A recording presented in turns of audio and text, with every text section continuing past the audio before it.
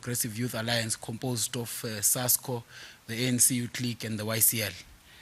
I would allow the comrades to read a press briefing statement, and after that we'll take questions. Thank you.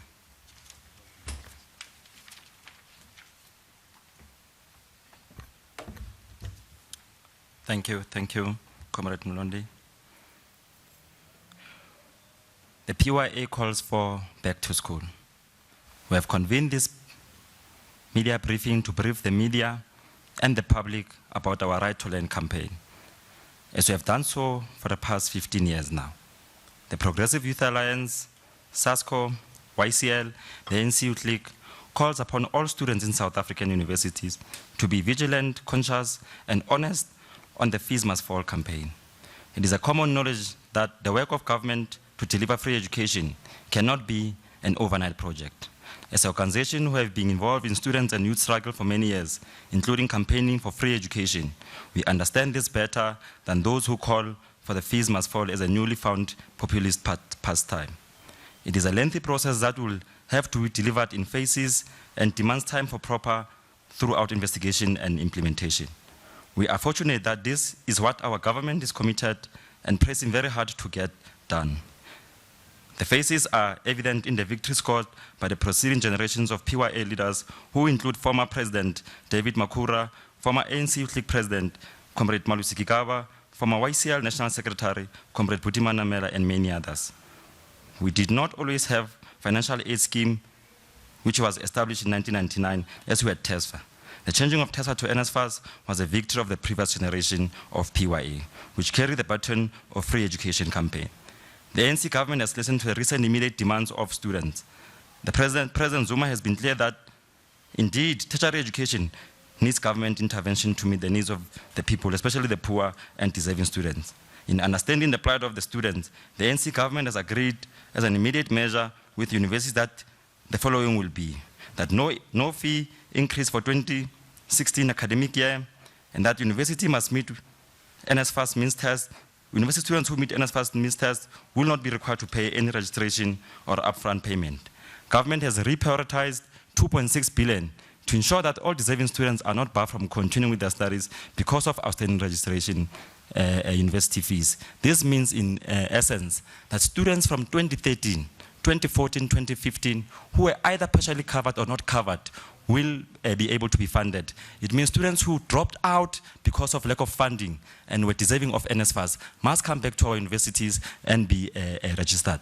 It means students who graduated in this period and were unable to get that results because of outstanding fees and are unable to get the results and therefore get jobs must go back to the institutions and be given those results. In total, the ANC government has committed an additional 6.9 billion, which is the overall amount that we're speaking about here. As PYA, we call upon students from all walks of life to use the systems provided by government and not delay their future any longer unnecessarily. There is no reason at all for strikes to continue when people's government has addressed their main concerns, their main immediate concerns of students. Within the prevailing financial constraints, mass action is not all of struggle, is part of it, and that should be employed tactically. The genuine concern of students are maximum program of the PYA. Our duty is to ensure that we work with the ANC and government and the new commission that is soon to be established on free higher education as to be appointed by the President, and to investigate the modalities of free education. We will be submitting our own proposal to the said commission on how free education should be realized in 2018. We believe that by the year 2019, the ANC government will be ready to implement free quality education on the basis of student demands for the poor and the need. All those who share our genuine aspiration for free education should simply prepare and submit their inputs to the Commission. There is time for mass action with its intended hashtag plus soundbite, but there is time for sensible, substantial input on what the campaign for free education is about. We are satisfied that in these 6 months, there will be a clear report from the Commission on how government will go about implementing free education in South Africa. We remain vigilant that the PYA genuine concerns of students must and will not be hijacked by dark forces, particularly elements who want to use the protest as a fertile ground for a regime change in South Africa. It is therefore not surprising to see all BRICS countries having economic problems at the scale they are having them. We know that their agenda is sinister in nature and they don't have the interests of students at heart. These are people who are paid money to disrupt, cause havoc.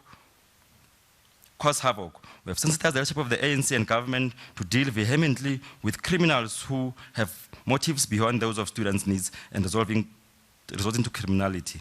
They must be dealt with according to the laws of the Republic. We are aware that some who have been trained by other agencies like the CIA to lay a fertile ground for a regime change in South Africa. These forces are led by the belief that economic shifts from the west to the east creates a danger for them.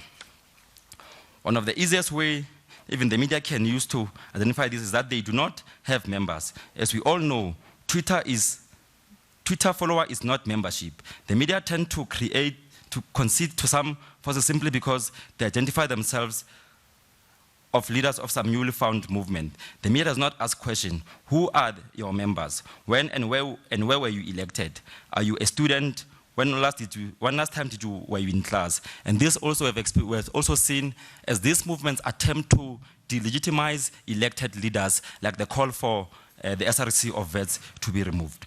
Members of PYA, SASCO, ANC Youth League, and the Young Communist League, and all progressive forces should defend the interests and gains of students who marched genuinely for fees must fall last year. They must make sure that students are all their concession provided by government and go back to class and wait for the report from the commission. Free education is the maximum program of the PYA, and we leave no stones unattended, spare neither strength nor effort in ensuring that the government implement this. We are certain that the commission will come with a practical step on how to implement free quality education. It will be ill-conceived and naive not to go to classes demanding education without giving government time to come up with modalities on how to implement this demand. The PYA assures the country that we are working with government to find long-term solutions to the challenges around funding for post-school education. We call on the private sector to come to the party and to contribute to the funding challenges of the high cost of post-school education in South Africa. Students should be decisive and reject dark forces that seek to delay them, and further urge students to play their part in ensuring that they focus on their academic studies and take this opportunity provided through these additional loans and bursaries to successfully complete their studies. One of the responsibilities we have as young people is that of the concession to our demand that fees must fall is granted. We should then proceed and excel academically to prove that it was well deserved. The PYA and student body condemns this act that undermines the legitimacy of students' campaign. Students can no longer delay their studies. They must be allowed to write their examination, those who did not write last year, and those who that needs to register must register and go back to classes. We will regroup 10 months into the year when the report of free higher education has been released to consider its contents. Our structures in all campuses are ready to assist students, as they have always done with their problems. Our SRCs will continue to address student struggles at campus level as per the commitment made in the SRC election manifesto on the basis of which we were elected for. Fees indeed have fallen, access must rise, and must all go back to school. Issued by PYA. Thank you.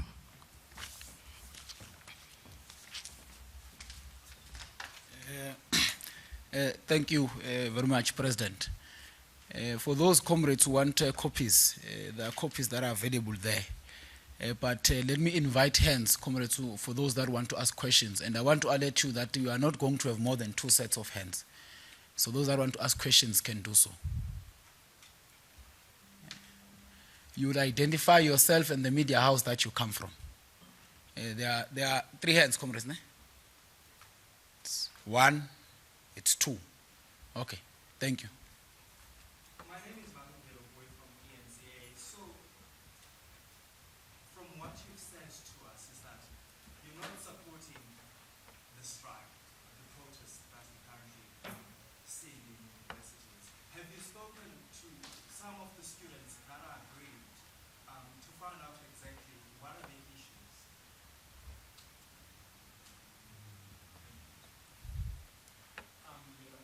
From the Star newspaper. I just want to find out what is the reaction to threats by the business support movement that they will disrupt the upcoming elections in support of the demands of education. So what's your reaction? Okay, thank you. All right. All right. President, you can come. And then the president of the youth league would equally, the SG as well.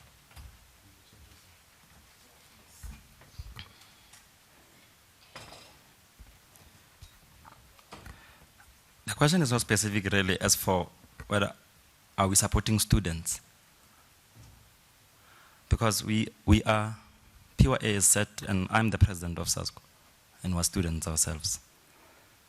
And students who have been denied the opportunity to register at VETS before it was reopened, the registration process, called on us to intervene that they come from far, some of them from international places, some of them from villages. They came with their parents and they were denied the opportunity to register at VETS. And therefore must intervene and ensure that there is a registration process that is smoothly happening there. What are the concerns of those who are supposed to be the fees must fall leaders, which is fees must fall according to us is a movement of multi-party, groupings in our institutions. And therefore, number one, we don't recognize anybody who calls themselves fees must fall leaders.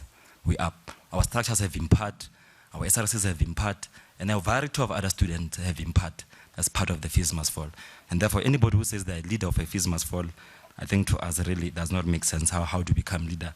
Because we must first be elected by the people to lead if you want to claim to be leaders. SRCs are elected, they get a popular mandate from students.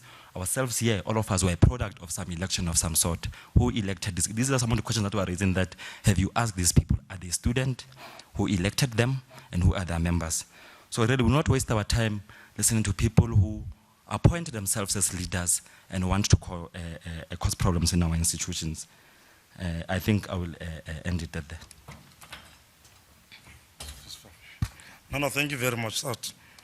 Just overemphasize that there is no body called fees must fall movement and leadership.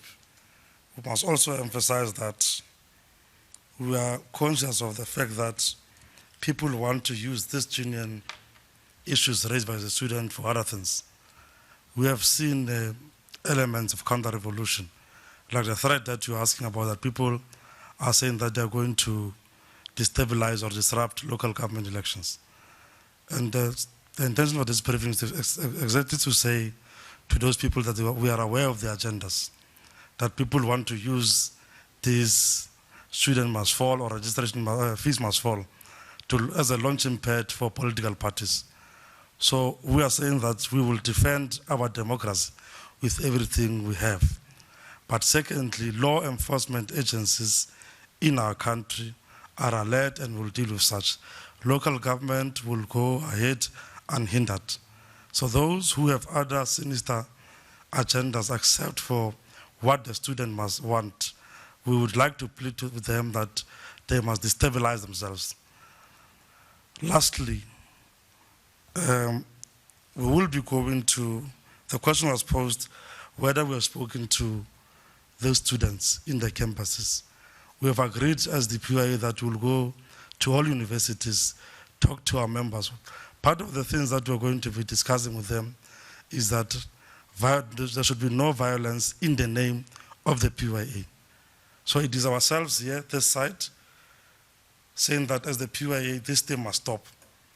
And counter-revolutionaries, which do not have numbers, will be on the other side. And we are confident that with the numbers we're having in all tertiary institutions, people of South Africa, government and everybody will be able to see that the PYA is in the side, and young people of South Africa will take their education serious. Hence we are saying that they must go back to school and give government. So fees has fallen. We can't be talking about fees must fall now because the president has announced that there will be no fees increasement for this year. So that's why that body then would be relevant. That's why that body then would be something else that wants to achieve something, not what the student wants.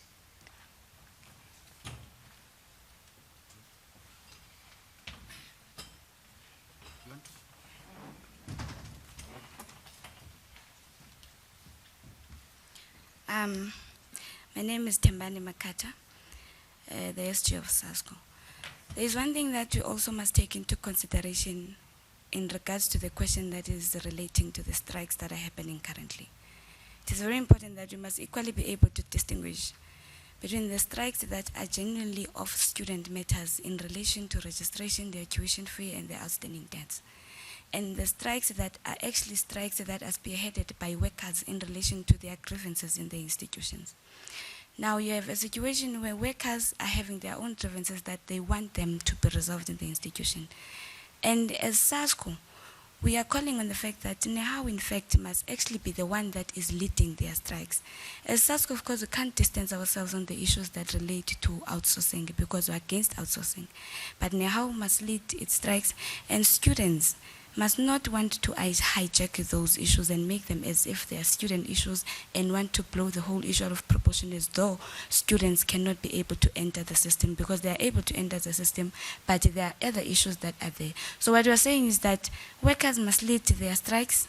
SASCO will, of course, because in majority we are a product of a working class, we are parents of the working class, will therefore support and sympathize those particular issues.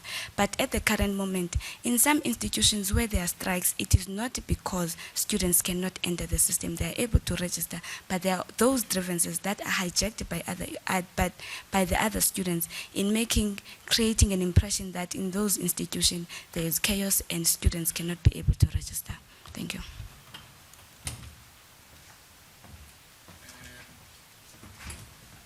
No, no thanks. I just want to make a few additions in relation to what the SG and the presidents have responded to. Amongst those is that, true to its colors, the DA is very opportunistic. In its nature, a liberal party can never advocate for free education. It's not possible. Now, those are some of the elements that the leadership is speaking about, that there are people who are just, because of desperation of getting votes, they say whatever that appeals to our people.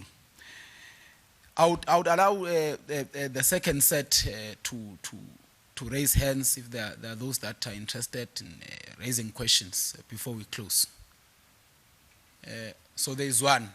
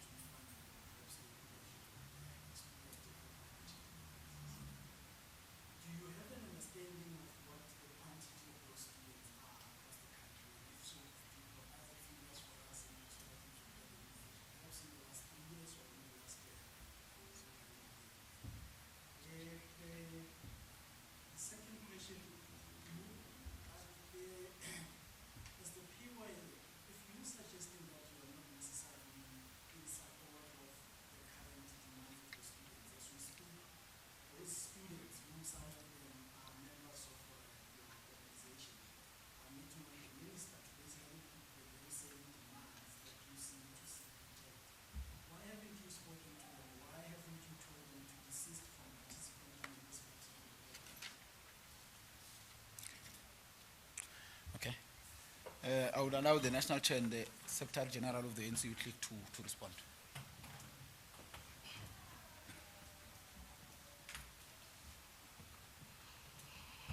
I will start with the last part. We are not rejecting the demands. The PYA has for over years called for free education. We have led that march. We have led that particular charge for many years. And we have said before that never have we been this close to the attainment of free education in our lifetime. And we have made discussions even with our own mother organization, which is the ANC, which adopted this as the policy of the ANC. And we are forging ahead with the implementation of free education. We are anticipating that by 2018, we should be seeing implementation of free education. That is not a rejection of the demands that is made, but we are saying there has to be a strategic approach to those particular demands. The second part that you need to understand is that we are dealing with an EFF that is a wolf in a sheep's clothing. Why do I say that? They go on campus whilst it's registration for first years. Then they arrive there. They are a group of 19 people in vets. They disrupt registration, which means a child that came all the way from the Eastern Cape to register in vets as a first year can no longer register because they are making demands which some of them have been met. Because currently as it stands, a person who has NSFAS can register without having initial payment. A person in some of the institutions, concessions have been made that even those who do not have initial payment can be able to register without paying initial payment, and it is factored through their university fees. So who's denying who access to education? Is it those who have negotiated and now waiting for students to come through to campus, or those who are on campuses carrying sticks saying to people they must not register, they must go back home? Who is a true advocate of the poor if a child must come from KZN to register and return back at the cost of that particular child? Never have we been this close to free education. We must never allow misguided people to come and hijack genuine causes. The worst part of this is that the rich, they are sitting at home, they register through internet. And our fellow brothers who are staying in rural areas, they have to come in physically. And they are being told that, no, don't come in, we are striking, we're having a shutdown. A child who is coming in for a second year must ask permission from the parent to leave home to come and register. How does a parent release a child when there's a person who's appearing on TV saying that there is a national shutdown, we have shut down vets? Those are the people who are denying access to education. For years, we've run a right to learn campaign. We are saying when students come to campus, they must come, go to Progressive Youth Alliance offices, get assistance, go and register. And whomsoever is left from there, we will still continue to assist those particular students. We're not going to go and get sticks and barricade and say, no, we want free education tomorrow. It shows lack of understanding of how government works. How can you get free education tomorrow whereas a budget has not been made for it? All we are saying is that we need to be reasonable, we need to talk to issues that really matter the most, and access must rise. Thanks. On the last question that relates to numbers, but I think I need to clarify this thing. On the 11th of January, the people with the popular mandate to lead students in VETS, which is the VETS SRC, released a 4-bullet demands of their action. And they said, clearing of debts of students who owe the university, non-payment of upfront fees, including of those of the middle class, implementing of the presidential call on fee-free, and the last one is about the insourcing of workers. After the minister pronounces and covering most of these demands, a group without a popular mandate, calling itself Fees Must Fall, released a 7-bullet demand without a popular mandate from anyone. And part of them, they say, they demand by-elections on VETS SRC elections. Those SRC elections were illegitimate. Who were the complainant on the SRC elections? It was EFF and EFF alone. Part of that demand says free education now or nothing happens. Part of that demand says leftover food in dining halls must be given to poor students. How sick is that? It shows the class understanding of some of these people who are leading this movement, that they're not even class conscious, because you can't say anybody, whether you're poor or rich, you deserve leftover. We have seen the edited version of that statement, and they forget that they're popular on Twitter. The first one was on Twitter, and the second one removed this notion of leftover food. The call that have been made that the two groups, those who have graduated and they can't get their qualifications because they owe the universities, must go back. The government is going to pay for them, and the results will be released, and therefore they will be able to find jobs. As well as those students from 2013, 2014, 2015 cohort, all of them who qualified but did not get money, or qualified but were given half of their money without a full payment, must be paid for. Those who are coming in this year in 2016, the first years, all students who are meeting the means test must be provided for on NSFAS. And the number with the with the exclusion of the first years, stands at more than 71,500 on those two groups. We'll not know the numbers of the first years because they are yet to register after all this chaos has been attended to, and our structures have heeded our call that all students must go back to class. People who are disrupting registration process, we are happy that in VETS it has been attended to. Happy that in VETS it has been attended to, and will be attending to all institutions to ensure that those who are writing exams, they proceed without frustrations. And those who are busy with the registrations, they are allowed the rightful space to register. You must remember that your right ends at a point where you infringe on the right of others. Thank you.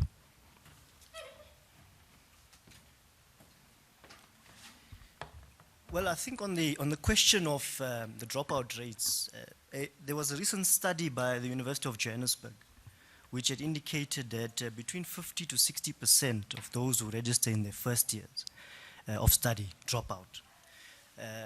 So that's quite a significant number as indicated by the University of Johannesburg, that in fact more than half of those who are actually registering for their first year of studies are dropping out.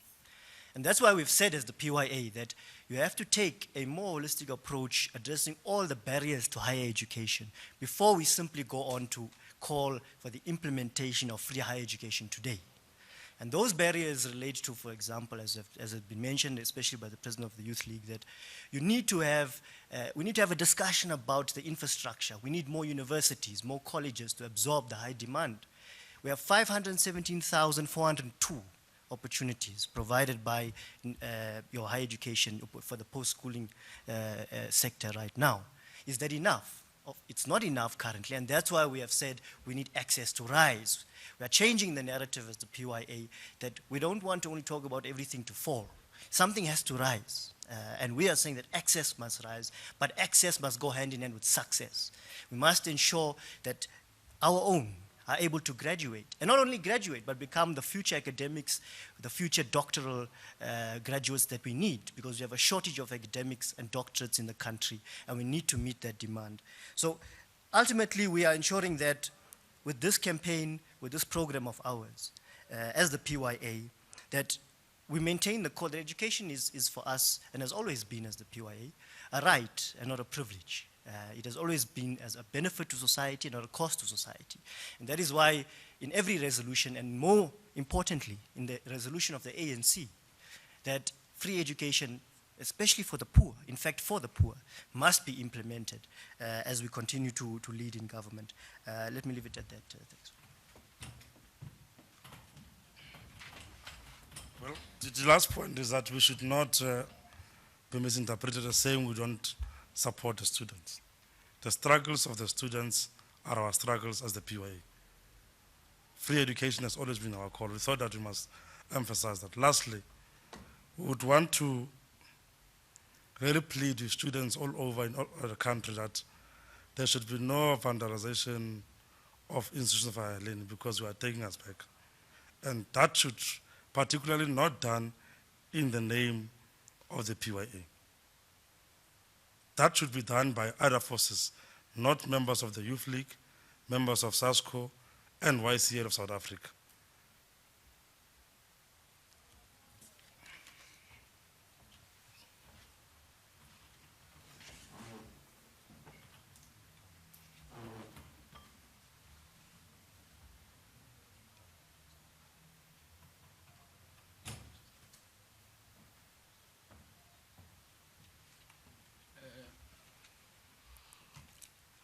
There is just one last question that was asked around the issue of disruption of local government elections. That shows the kind of people we are dealing with. We're not dealing with people who are fighting for students, but we're dealing with people who have other agendas. And we can assure you, no one will ever succeed in this country to disrupt local government election. They will meet the might and breadth of the Progressive Youth Alliance, and they will never, ever be allowed to disrupt elections. No one will do that. No, thank you. I think this will bring us to an end of the media briefing, but we'll request that colleagues that come from the media, that you just give us the next 5 minutes. The African National Congress Youth League has got a statement to issue on its own which relates to the markets as we've been seeing the reaction and some of the things associated with it.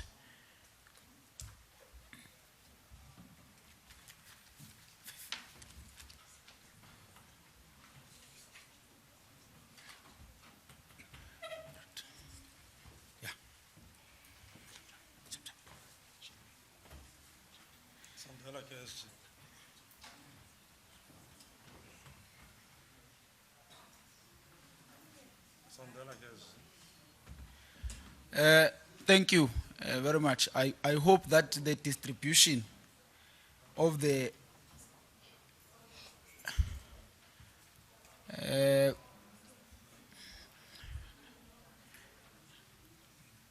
I hope that the distribution of the statement would not necessarily cause problems. I would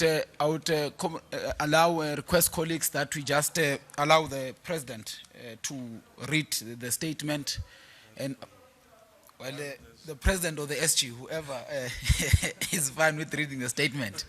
After that, we'll then ask questions. Thank you. Thanks. This statement we have issued out, and it's not yet out. Oh, so you are the first ones to actually receive it. I thought it had been sent out.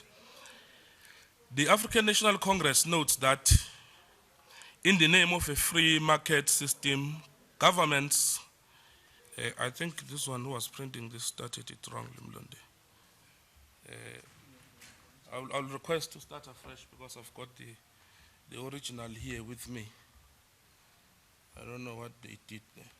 What did you do? It was probably, yeah, distributed a wrong document, Chief, must recall. Can I request that we recall that document? It's not the actual statement. I'm going to read it out and we'll circulate it via emails, please.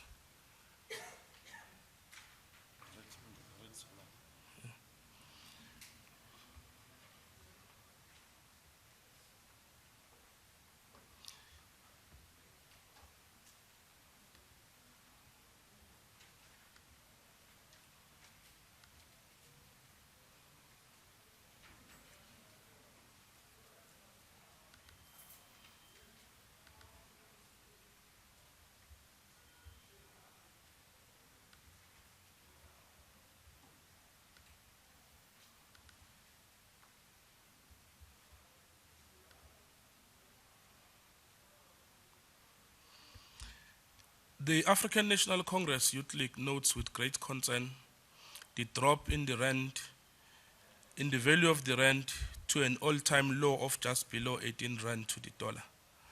The majority of South Africans, especially the poor, tend to concern themselves less about this issue. This is a very crucial issue for South Africa because it buys important goods and it becomes more expensive to buy imported goods as the rand drops in value.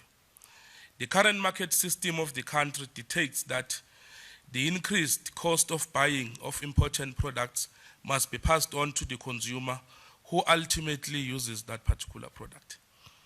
The most affected is the end user of those important products, which is us, the public in general. South Africa exports statistics show that about 20% of our imports consist of fuel. Fuel is a product that affects the prices of food and other essential items of the country. Almost all commodities in South Africa are affected by the rise of fuel. The drop in the value of the rand from 11.25 in January last year to about 16 rand 84 in January 2016 has serious implications for the country. The drop in the value of the rand has been consistent in the past year from 2015 and cannot in any way be attributed to a single event. The decrease in the value of the rand has eroded any benefits consumers could have derived from the fall of the oil price. The market trading systems of the world dictate that the price in any product or commodity is driven by demand for that particular product. In the neo-economic trading of commodities, currency has been a great source of income for major financial institutions under forex trading. These institutions trade the rand by selling it amongst themselves, which greatly impact on its price, because when more institutions buy the rand as a commodity, its price and value goes up. And when they sell more of it, of more volumes of it, its price goes down. In order to maximize profits, many financial institutions will sell more and more of a commodity when it is valued at higher prices. As and when it is sold more, its price and value then deteriorates. The same financial institution that buy back the commodity in world trading platform at a cheaper price, as a result making profit. When they buy it back, demand then increases and the value of that commodity appreciates, and they make profits from buying the product that they sold at a higher price at a cheap price, which they later sell again. In the name of free market systems, the government has very limited and actually close to no role in controlling how the markets buy or sell currency of their countries. Adam Smith, in his book of The Wealth of Nations, argues that for any country to develop their own economy, they must conquer the other country and then sell their products to them and take the wealth of that nation. In the new world economic order and globalization, there is no longer a need to conquer through war. This is largely because you can establish an international company in another country, and that company remains owned by citizens of your country. These companies then loot resources of countries they have been established in. The establishment of these international companies in our countries is commonly celebrated as foreign direct investment, FDI. These companies are not patriotic to the country of their operation, but only to the countries where they come from, and their role is to make money and grow the wealth of their country of origin. Barclays Bank, which was largely welcome in South Africa, has been for the past months excessively and aggressively selling our currency. This has created a panic in international commodity trading platforms like Forex. The excessive selling by Barclays has in turn reduced the demand for the South African rand. They have not been doing it alone. They have been doing this with the assistance of their American counterparts, Goldman Sachs. The plan is to sell much of a rand that it is highly devalued and later purchase it back, which will in turn gain value as its demand increase and making profit. A company like Barclays has no interest in growing our economy, but the economy of the country of their origin. Owners of Barclays could care less about South Africans because they have no human ties with our country. Their children and families live in Europe. They care less about the rise of food prices. In fact, to them, it's even better because it will force us South Africans to borrow more money from them just to maintain the increased cost of living. And they make more money charging us interest from that particular money we have to borrow as a result of the rise in prices of food. Companies like Barclays intend to undermine economies of BRICS countries because they pose a threat to their country's growth initiative. South Africa has been a target of the anti-BRIC countries who see it as a threat to their appetite for the African economy. Barclays has been very shrewd in diverting attention from itself. The demagogue EFF once planned to march towards Barclays, and at the end of the day, they could not, after underhand tactics, saw Julius Malema withdrawing and instead flying to England to collect money for his campaign. This is why Malema was welcome in England, because he is identified as a tool of the West. He has been silenced and used to divert attention to issues that have dire consequences for our country. So long as he has money for petrol to drive around and insulting the legends of our country, for him it's fine. In order to protect the sovereignty of our country, the EFF must be looked at on the deals that it has done at the disfavor of our country. The sinister strategy which is being implemented by Barclays and Goldman Sachs poses a serious threat to our economy. It will cause a rise in the standard of living for South African. It will increase the cost of education for South African, which will add to the access to education program we have as a country. It will increase the cost of food, which will affect all South Africans, black and white, but its effects will mainly be felt by the poor. Barclays should not be praised for their investment because it did not even create jobs for our economy, but instead it allowed them to gain excessive access to our currency, which they can now carelessly trade in order to make profits and fulfill their country's political agenda. The most disturbing concern is that economic analysts tend to defend institutions like Barclays. The blame is largely placed on government, while structures of these markets do not allow government to have any influence on how the markets actually trade. They claim to offer professional opinion on such issues, but when verified and checked, some of them do not even have a basic requirement of a BCom in economics to actually comment on such matters.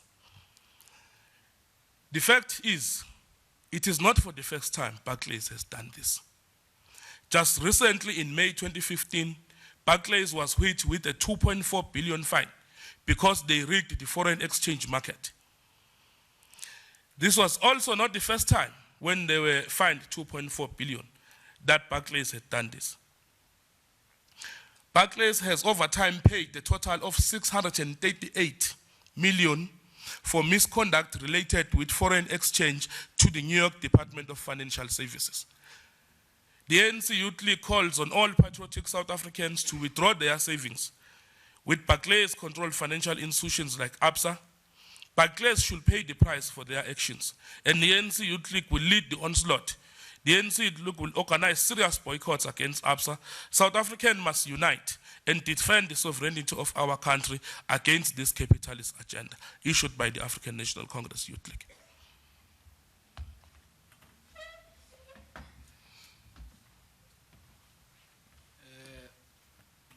We will allow one set of questions, if there are any, so that we don't keep our colleagues here for a very long time. So can I identify those that want to ask questions? So there are two. It would be number one and number two.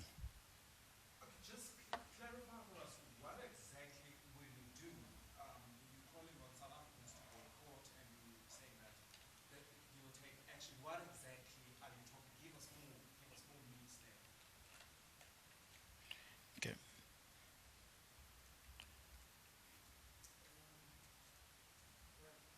First, on the question on the boycott as well, just so that it becomes clear for us, you are aggrieved that the Barclays in particular, you think they are the golden sites, as you put it, they are the only financial institution or foreign direct investment company that is to blame for the current economic situation that you have explained earlier, to inflation, to the depreciation of the rand.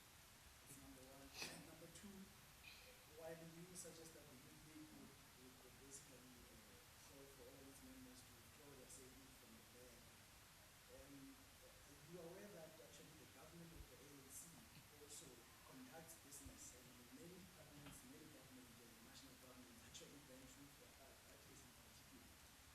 Perhaps why haven't you started there? It's much closer to home to the discussions with the government. The third question, perhaps not related to this, but I just want to take the opportunity to give an answer related to the Youth League. Following on the earlier statement, as the Youth League, you are on record previously expressing unhappiness with the Minister of Higher Education. Today you sit here alongside the young community whom you have had this particular clash around that particular issue. And you are suggesting that you are happy that the fees have fallen. Are you now expressing confidence in the Minister of Higher Education and saying he's perfectly fit to lead that particular institution?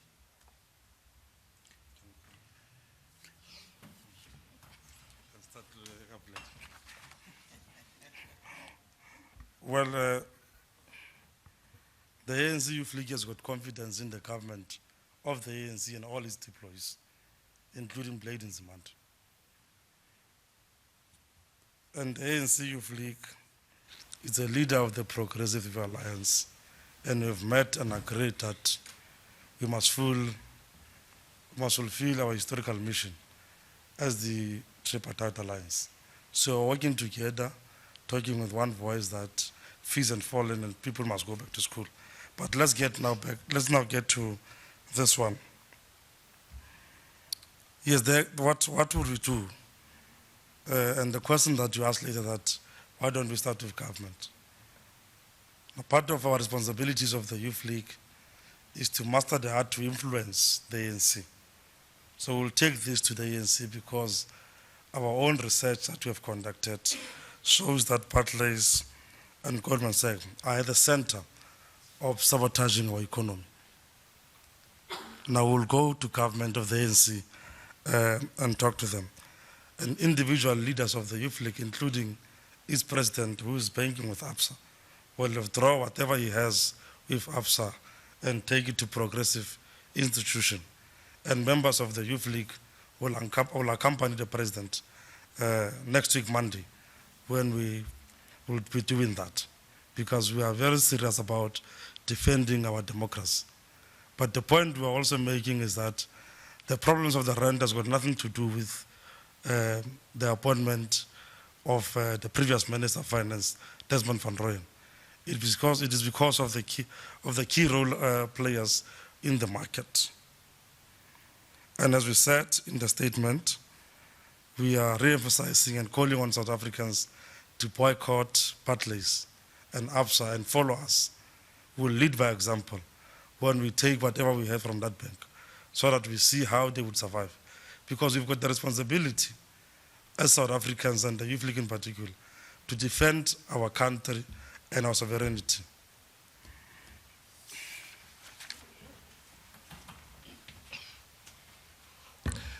Firstly, I think on the issue of whether they are the only ones, we have explained that a drop in the rand cannot be attributed to a single event.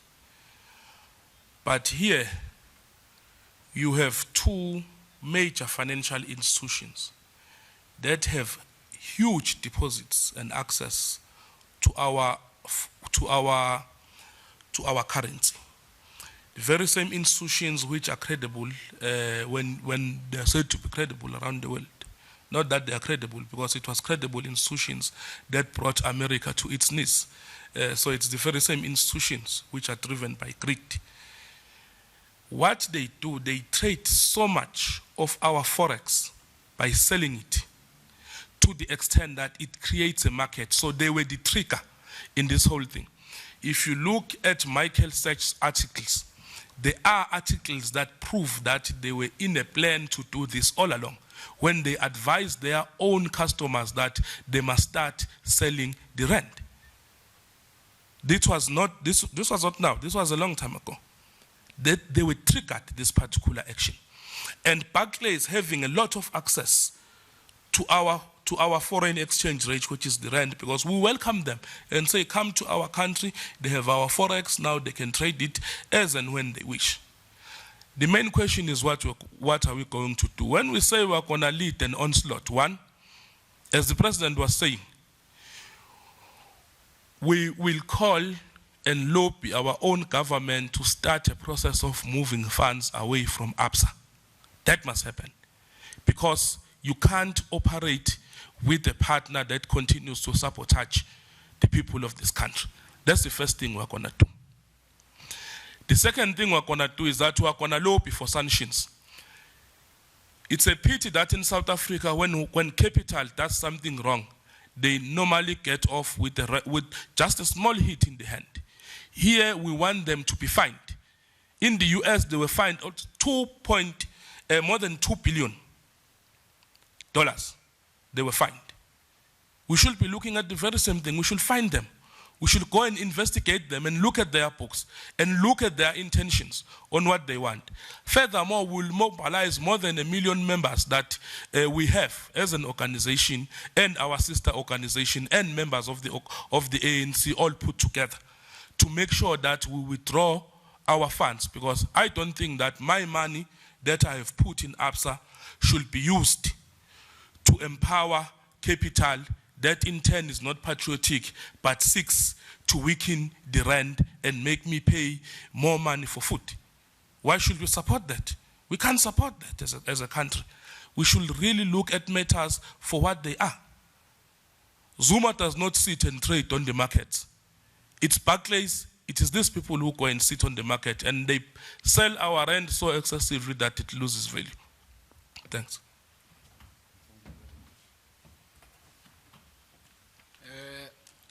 I think that will bring us to an end of our media briefing with the last clear mandate that from now onwards, every government department that is banking with Barclays will soon be withdrawing. Give us a month, ask us the same question. Thank you. So in a month's time. Yes, give us a month, ask us the same question. Thank you.